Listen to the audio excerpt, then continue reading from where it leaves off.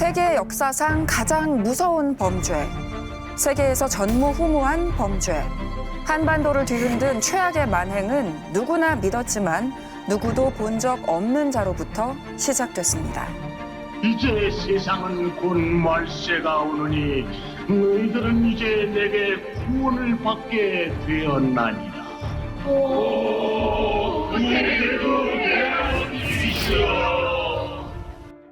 어느 추운 겨울이었습니다. 경기도 동두천에 있는 한 동굴 주변에서 시신 49구가 발견됐습니다. 시신은 서로 마구 엉켜 있었고요. 갓난아기를 넘은 엄마의 시신도 있었습니다. 동굴이 붕괴하기라도 한 건가요? 시신의 목이 졸린 흔적이 있었습니다.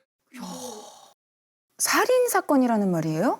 연천, 서울 등 전국 20여 개 곳에서 같은 범행 수법으로 희생된 시신이 약 300구가 발견됐습니다. 이게 실화 맞아요?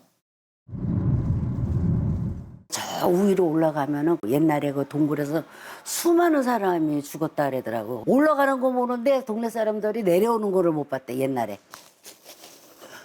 아이고, 올라가셨구나, 여기. 아이고, 여기가 그 장소입니다. 뭔가 오싹하다. 이야기를 듣고 보니까. 대체 저 동굴은 뭐 하는 곳인가요? 천원 금광이라는 곳이었습니다. 금을 캐는 광산이죠. 관리라든지 유지들까지 한꺼번에 참가해가지고 성대하게 개소식도 열렸었던 곳입니다. 그런데 사실은 천원금광에는 금 1g도 없었습니다. 금광 주인이 금을 대여섯 양을 산 후에 작두를 얇게 썰어서 동굴 여기저기에 박아뒀던 거예요. 조작을 한 거구나. 투자 사기 아닌가요? 이 금광 주인의 이름은 전용해. 그런데 얼굴을 아는 사람이 아무도 없었습니다. 전용회를 본 사람들은 그를 이렇게 묘사했습니다. 뭐야? 왜 저러고 다녀? 왜 저러고? 전용회는 이렇게 늘 흰 천으로 얼굴을 가리고 다녔습니다. 이름도 16개나 사용했고요. 이 사람은 하루 종일 술을 마셔도 취하지 않았고 20일 동안 음식을 먹지 않고도 살 수 있었다고 그래요. 또한 신통력이 엄청났다고 합니다. 어느 한 남성이 전용해를 찾아갔는데 이렇게 말했다고 합니다. 셋째가 몸이 안 좋구나. 그런데 실제로 그 남성의 셋째가 아팠던 겁니다. 우와. 사람들의 문제를 딱딱 맞추니까 사람들이 전용회를 만나고 싶어 했습니다. 그런데 전용회를 미친 듯이 쫓는 사람이 있었습니다. 바로 유곤영이라는 젊은 남성이었습니다. 당시 황해도 해주에서 큰 이제 한약방을 이제 하던 사람이었고요. 할아버지 때부터 약재상을 해가지고 재산도 한 수십만 원, 그러니까 지금 돈으로 하면 이제 수백억 정도 되는 큰 부자였습니다. 그런데 어느 날부터 할아버지의 재산이 줄어들기 시작하는 겁니다. 나중에는 끼니를 걱정할 정도로 몰락을 하고 말아요. 유곤영은 무려 3년간 전국을 헤매면서 전용회를 추적했습니다. 바로 할아버지가 돌아가시기 전에 털어놓은 비밀 때문이었습니다. 아라비는 장차 너의 부귀와 공명을 위해 수년간 백백교를 믿어왔다. 대원님께 의지하여 재물 버리기를 초계와 같이 했다. 그러나 아쉬워 말거라. 아라비가 정성을 다해 교회에 바친 재물은 이제 곧 몇 곱절 몇십 곱절이 되어 네 아비와 너에게 돌아올 거다. 백백교에 대해 재산을 다 준 거예요? 백백교는 한 사람의 흰색으로 천하를 희게 한다는 뜻을 가진 신흥 종교였습니다. 유근영의 할아버지가 대원님이라고 부르며 전 재산을 갖다 바친 자는 바로 백백교의 교주 전용해였습니다. 근데 저는 백백교라는 종교는 사실 처음 듣거든요. 백백교는 스스로 동학에서 파생됐다고 주장했습니다. 전용해의 아버지가 이 동학의 신도였어요. 300명이나 되는 사람들의 목숨을 앗아간 끔찍한 사건과는 어떤 관계가 있을까요? 백백교는 정해진 교리가 없었습니다. 전용해가 하는 말이 곧 교리였죠. 전해 내려오는 이야기를 정리해보면 한 사람의 휜 것으로 세상을 하얗게 할 수 있다. 주문을 외우면 무병장수, 불로불사가 되며 신선이 된다. 곧 물과 불의 심판이 내려지고 땅 위에 있는 모든 생명이 사라진다. 오직 나의 신통력을 통해서만 심판을 피할 수 있다. 어떻게 생각하시나요? 야, 이거 뭔가 그 성경의 내용이랑도 콜라보 된 것 같기도 하고, 왜냐면 물과 불의 심판, 뭐 그리고 나를 통해서만 심판을 피할 수 있다. 이거 약간 전형적인 그 교주, 그러니까 전지전능한 본인 어떤 신처럼 만드는 그런 느낌이 들어요. 휴거 얘기 나올 때 저 말 나왔던 것 같은데 휴거. 온 세상이 멸망하고 천국으로 들어올려진다는 예언이 떠돌기도 했습니다. 휴거 소동입니다. 휴거를 믿었던 이들 가운데는 전 재산을 헌납한 사람도 있었지만 하늘로 올라간 이들은 물론 단 한 명도 없었습니다. 비슷해요, 맥락은. 그러니까 교주가 그냥 사람인데도 자신을 신처럼 떠받들고 우상 숭배를 하라는 내용으로 보여요. 교주를 신격화해서 교인에게 살아있는 신으로 군림하는 것입니다. 교수를 신격화하는 것은요, 사이비 종교의 가장 큰 특징인데요. 백백교는 그 수단으로 교주의 얼굴을 가리거나 신통력을 보여줬습니다. 아까 사람을 딱 보자마자 셋째가 아프구나 하며 알았다고 했잖아요. 근데 그거를 딱 맞추면 순간적으로 막 주위에 소문이 나서 맞아요. 그분 한번 좀 만나보고 싶다, 나도 한번 찾아보고 싶다, 이런 얘기가 당연히 나올 것 같아요. 저도 궁금하고요. 예. 그런데 사실은요, 짜고 친 것이었습니다. 그런 거. 전용해가 그 사람을 만나기 전에 다른 신도가 미리 그 사람을 만나서 이것저것 물어봤던 거죠. 자식이 몇이나 되는지 혹은 다 건강한지. 전용해는 벽 뒤에 숨어서 이 이야기를 다 듣게 됩니다.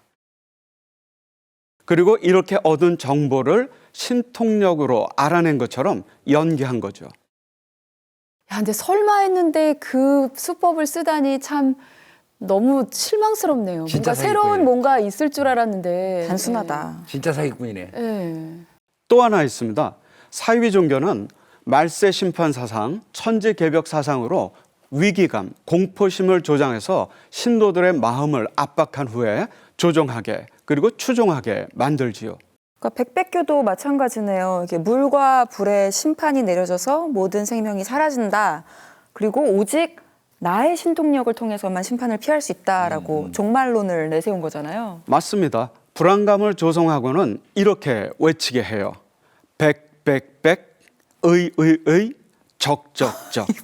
아, 죄송한데 웃음이 나는 게 백백백, 이게 적적적. 주문이에요. 백백백, 주문입니다. 의의의, 적적적. 외워라 백의적 주문을. 백백백 의의 적적적. 백백백 의의 적적적. 이제 세상은 곧 말세가 오느니 너희들은 이제 내게 구원을 받게 되었나니라. 이제 다 같이 외우면 뭔가 되게 막 뭐 대한민국 뭐 진짜 멋있잖아요. 백백백, 의의의, 적적적 막 정말 하나가 되듯이. 쉽네 외우기도. 네. 그럼 있어 보여. 주문인가요 이게? 무슨 뜻인지는 정확하게 알 수는 없는데요. 이 주문을 외우면 무병장수하고 부귀영화를 누릴 수 있다는 식으로 신도들을 추종하게 만들어서 돈을 바치도록 했습니다. 전용해의 경우는 정감록의 글도 인용을 했는데요. 그 정감록이라는 건 이제 노스트라다무스의 뭐 예언 이런 것 같은 이제 조선에서 대대로 내려오는 이제 그런 예언서입니다. 금강산으로 옮겨진 내맥의 운이 태백산, 소백산에 이르러 산천의 기운이 뭉쳐서 계룡산으로 이제 들어가니 정씨가 이제 800년 도읍할 땅이다 이런 말이 나옵니다. 근데 굉장히 또 이렇게 들으면 막 너무 멋지고 그럴싸한데 이게 어떤 뜻인가요? 그러니까 이게 결국 이씨 왕조 이게 그 조선이죠. 그러니까 조선이 망하고 이제 정씨 왕조가 새로 시작될 것이다. 뭐 이런 뜻이라고 이제 할 수가 있습니다. 한때 그 대선에 나왔던 현대 정주영 회장이 출마할 때도 정 씨가 대통령이 된다. 이렇게 주장을 하기도 했었죠. 그러니까 결국 이 새로운 구원자가 곧 자신이라는 그런 뜻인데요. 근데 사실 전용에는 이제 정 씨가 아니라 전 씨라는 게 좀 이상한 뭔가 거죠. 이거 좀 어설. 난 지금 누가 봐도 이은과 니은은 구분을 하는데 이거 약간 어설프지 않아요? 이걸 믿었다고요? 이게 무슨 맞습니다. 일이지? 허술한 것 같지만 어떻게든 믿게 하죠. 얼마 전 한 사이비 종교에서 신도들을 전쟁과 재난으로부터 피할 수 있는 장소라면서 남태평양의 피지로 이주시켰어요. 네. 피지가 한자 뜻풀이 그대로 피난할 수 있는 땅이라는 거죠. 여성 교주. 그 피지? 아니 피지는 FIJI F. 영어잖아요. 그런데 그거를 이렇게 한자랑 짜맞춘다는 게 피할 수 없는, 피할 수 없는 피. 너무 어거지 아닌가요? 어처구니가 없네요. 사이비 종교에게 필수적인 것이 바로 신도와 사회, 가족을 분리시키는 겁니다. 이때 피난처를 사용해요. 백백교는 전국 50여 곳에 피수궁이라는 피난처를 미리 정해두고 재산을 바치고 피수궁에 들어간 사람만 살 수 있다고 했습니다. 이 피난처가 어디에 있었을까요? 이제 좀 답이 나오네요. 아까 그 동굴 아니었을까요? 외진 곳, 외딴 맞습니다. 곳이니까. 예, 인적이 드물고 외진 곳에 신도들을 머물게 했어요. 가족들이 함께 들어와도 나중에는 다 뿔뿔이 흩어지고 내 가족이 어디 있는지도 모르게 했습니다. 사람을 온전히 사이비 종교의 논리 속에 가두는 거죠. 아무리 그래도 이의를 제기하고 의심하는 신도가 나올 수밖에 없지 않나요? 그럴 때는 전용회가 본보기를 보여줍니다. 어느 날 이제 신도들이 기도를 하는 도중에 전용회가 이런 말을 해요. 나를 믿지 않는 자는 이 자리에서 일어나지 못하고 목숨을 잃을 것이다. 이런 말을 해요. 믿지 않으면 목숨을 잃을 것이다 하고 진짜 뭐 바로 죽나요? 설마 뭐가 있었어요? 사실입니다. 기도를 끝내고 신도들이 하나둘씩 일어났는데 어떤 사람이 갑자기 픽 쓰러지더니 다시는 일어나지 못했습니다. 진짜로 진짜 죽나요? 목숨을 잃은 겁니다. 어떻게 한 거죠? 이거는 뭐 어떻게 먼저 사전에 연기를 할 수 있는 게 아니잖아요. 신도들이 기도를 하느라 눈을 감고 고개를 숙이고 있는 사이에 백백교의 간부가 살해한 것입니다. 내 눈으로 직접 교주의 신통력을 확인했으니까 교주를 믿을 수밖에 없게 만든 거죠. 조력자들이 많구나. 그러니까 사람을 죽이더라도 무조건 나를 믿고 따르게 한다는 거잖아요. 너무 무서운데요? 교주를 신격화해서 신도를 추종시키고 재산을 착취하는 등의 행태를 봤을 때 백백교는 단언컨대 사이비 종교라고 말씀드릴 수 있습니다. 그런데 아까 이 백백교가 동학에 뿌리를 두고 있다고 말씀하셨잖아요. 근데 동학은 모든 사람이 평등하고 사람답게 살 수 있다. 이런 정신을 가진 건데 어떻게 사이비 종교가 거기서 탄생할 수가 있죠? 전용의 아버지가 이제 동학의 신도였는데요. 동학에서 나온 다음에 3년 동안 칩거를 이제 했다고 합니다. 그리고 돌아와서는 자기가 뭐 신의 계시를 받았다든지 인류가 곧 멸망할 거다. 뭐 내가 구원할 수 있다. 이런 주장을 하면서 백도교라는 것을 이제 만들었습니다. 그런데 신의 대리인이라던 전용의 아버지가 돌연 사망하고 맙니다. 그의 세 아들이 백도교를 이어받았는데요. 첫째가 인천교, 둘째가 백백교, 셋째가 도화교라는 종교를 만들었는데요. 둘째 전용의 백백교가 가장 융성했던 거죠. 이 백백교에 한번 빠져들면 헤어나올 수가 없었습니다. 앞서 말씀드린 유곤용의 할아버지는 물론이고 유곤용의 아버지도 백백교에 빠져 있었습니다. 지금으로 치면은 수백억 전 재산을 바치는 것도 모자라서 심지어는 18살 난 딸까지, 그러니까 이제 유곤용의 여동생까지 전용에게 바치기도 합니다.